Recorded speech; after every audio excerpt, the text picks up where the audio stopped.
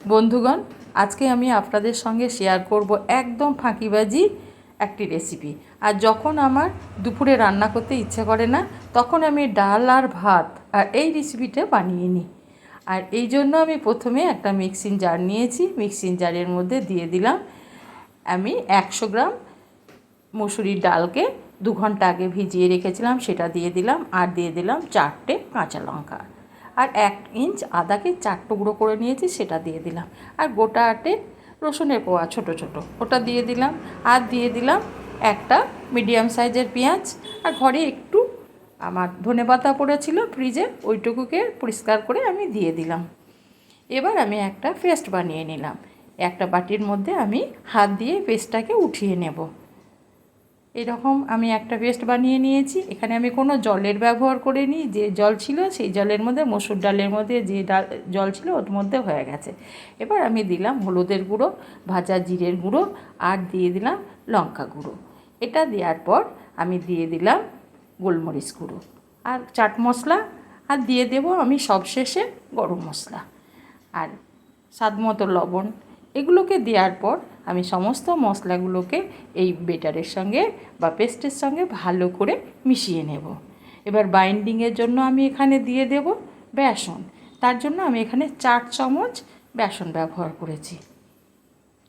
বেসনটা দেওয়ার পর আমি ভালো করে বেসনটাকে মসুর ডালের বেটারের সঙ্গে মিশিয়ে নেব। মেশানো হয়ে গেছে, এবার আমি একটু ভালো করে নেড়ে নিলাম। এবার গ্যাসের মধ্যে আমি একটা কড়াই বসিয়ে দিয়েছি। কড়াইয়ের মধ্যে কিছুটা সাদা তেল দিয়ে গরম হতে দিয়েছি। তেলটা আমার গরম হয়ে গেছে। এবার আমি ছোট ছোট করে, যেমন আমরা স্ট্রিট ফুড যেমন ডাল বড়া আমরা খাই, ঠিক সেই রকম করে ছোট ছোট করে আমি বড়া দিয়ে দেব।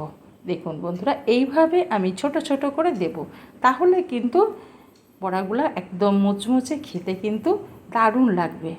এইভাবে আমি পুরো কড়াইটা জুড়ে আমি একটু একটু করে দিয়ে দিলাম। এবার আমি হাতা দিয়ে এইভাবে ঘুরিয়ে ফিরিয়ে মিডিয়াম আঁচে এগুলোকে ভেজে নেব। যেমন লোভনীয় তেমনি খেতে টেস্টি। শুধু গরম ভাত আর ডাল এটা থাকলে আর কোনো কিছুরই প্রয়োজন হবে না। এইভাবে নেড়ে চেড়ে আমি মিডিয়াম আঁচে এগুলোকে ভেজে নেব।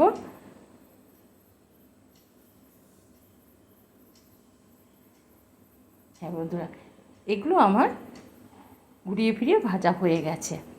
এবার এগুলোকে আমি তেল থেকে উঠিয়ে নিয়ে একটা টিস্যুর মধ্যে রেখে দেব, তাহলে তেলটা পুরোপুরিভাবে টেনে নেবে। আর যখন কোনো কিছু ইচ্ছে করবে না করতে, তখন এটা তৈরি করে নেন ঝটপট, আর ডাল তৈরি করে দেন, আর কোনো কিছুরই প্রয়োজন হবে না। আবারও আমি একটা ব্যাচ ঠিক একইভাবে ছোট ছোট ছোট ছোট করে আমি দিয়ে দেব। দিয়ে ঘুরিয়ে ফিরিয়ে এগুলোকেও আমি ভেজে নেব। যেহেতু আমার তেলটা অনেক গরম হয়ে গেছে, সেই জন্য আমি তেলটাকে একটু মিডিয়াম থেকে একটু লোতে করে দিয়েছি। এইভাবে আমি ঘুরিয়ে ফিরিয়ে আবারও একটা ব্যাচ ভেজে নেব। আর এইভাবে আমি সমস্ত বড়াগুলোকে তৈরি করে নেব। আর যদি আমার ভিডিওটা ভালো লেগে থাকে তবে অবশ্যই একটা লাইক করবেন, আর সাবস্ক্রাইব করে আমার চ্যানেলটির পাশে অবশ্যই থাকবেন বন্ধুরা।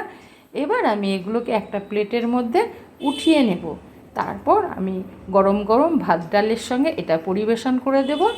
আর যেমন গরম গরম ভাত তেমনি গরম গরম এই পকোড়া অসম্ভব টেস্টি। একবার বানিয়ে দেখুন বন্ধুরা, দারুণ লাগে।